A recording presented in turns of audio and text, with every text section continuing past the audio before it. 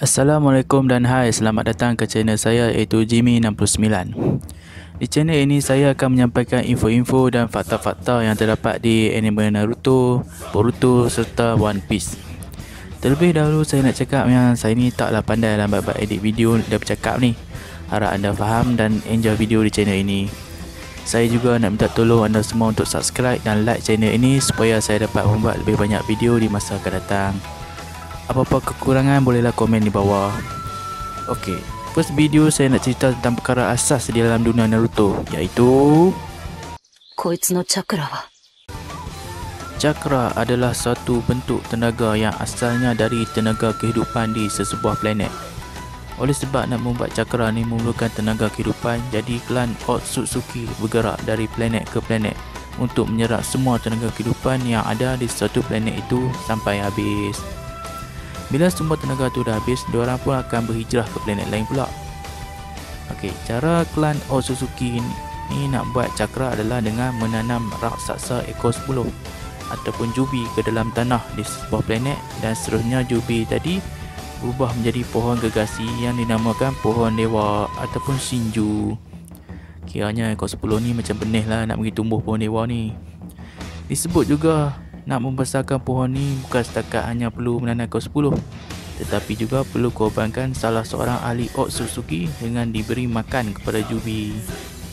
Kiranya ahli Otsutsuki ni yang kena korban ni macam baja lah nak bagi pohon ni tumbuh dengan jayanya.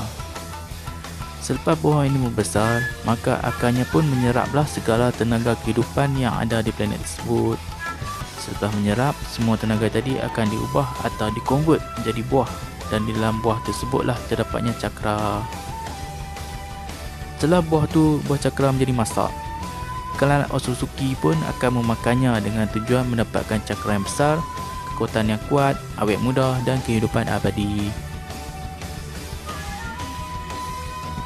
Di bumi, para manusia tidak mempunyai cakra sehinggalah Hamura dan Hagoromo Otsutsuki dilahirkan dengannya. Keduanya mewarisi cakra tersebut dari ibu mereka iaitu Otsutsuki Kaguya setelah beliau memakan buah cakra di planet bumi.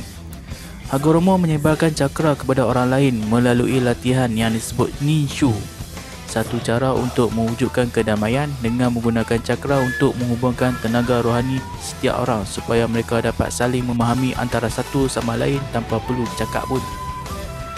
Namun, orang-orang pada zaman itu tidak menggunakan cakra dengan cara yang diharapkan Hagoromo. Sebaliknya, menggunakannya untuk menghubungkan tenaga spiritual dan fizikal mereka sendiri dan memperkuatkan cakra dalaman sehinggalah menciptakan apa yang sekarang dikenali sebagai ninjutsu. Cara shinobi menghasilkan cakra. Cakra adalah tenaga yang diperlukan oleh para shinobi untuk menghasilkan jutsu-jutsu ninja lah. Untuk menghasilkan cakra, shinobi perlu menggabungkan dua tenaga utama, iaitu tenaga fizikal yang diambil dari seluruh sel dalam badan dan tenaga spiritual yang datang dari kesedaran minda pengguna. Dalam bahasa mudahnya, tenaga fizikal gabung tenaga spiritual, maka terhasillah cakra. Jumlah cakra yang dikeluarkan pula bergantung pada gabungan dua tenaga tadi. Maka secara hipotesisnya, semakin kuat gabungan dua tenaga tadi, semakin banyaklah cakra yang terhasil. Sebab tu shinobi selalu berlatih untuk kuatkan kedua-dua jenis tenaga ni. Tenaga fizikal boleh ditingkatkan melalui latihan senaman atau pergi gym, dan tenaga spiritual pula boleh ditingkatkan melalui pembelajaran, meditasi dan pengalaman. Kira untunglah bagi seorang jincuriki sebab dah ada cakra besar kan dalam badan mereka. Tunggu ambil guna je. Macam klan Uzumaki pun untung sebab mereka dianugerahkan dengan cakra yang banyak sejak lahir lagi. Kira cikgu lah mereka ni. Walaupun dah berjaya menghasilkan cakra, tetapi jika seseorang tidak dapat seimbangkan kedua-dua tenaga ini, contohlah tenaga fizikal lebih sedikit daripada tenaga spiritual, maka jutsu yang akan digunakan tidak akan menjadi ataupun efeknya tak sama dengan yang sepatutnya berlaku. Cakra setiap orang pula adalah berbeza dan setiap orang memiliki tanda cakra mereka itu sendiri dan hanya dapat dikesan oleh shinobi jenis sensor ataupun shinobi pengesan lah. Oleh kerana cakra memerlukan banyak masa dan pelbagai latihan untuk ditingkatkan, kunci penggunaan cakra sebenarnya tidaklah terletak pada jumlah cakra yang ada, tetapi cukuplah hanya mampu mengendalikan dan mengawal sebaik mungkin. Kaedah ini dipanggil cakra kontrol. Okey, contoh cakra kontrol ni nak bagi faham.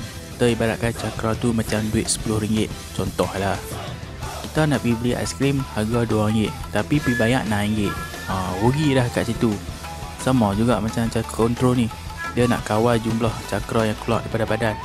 Nak banyak tu yang keluar, tak boleh lebih. Kalau lebih nanti rugilah tenaga yang ada pada shinobi tu.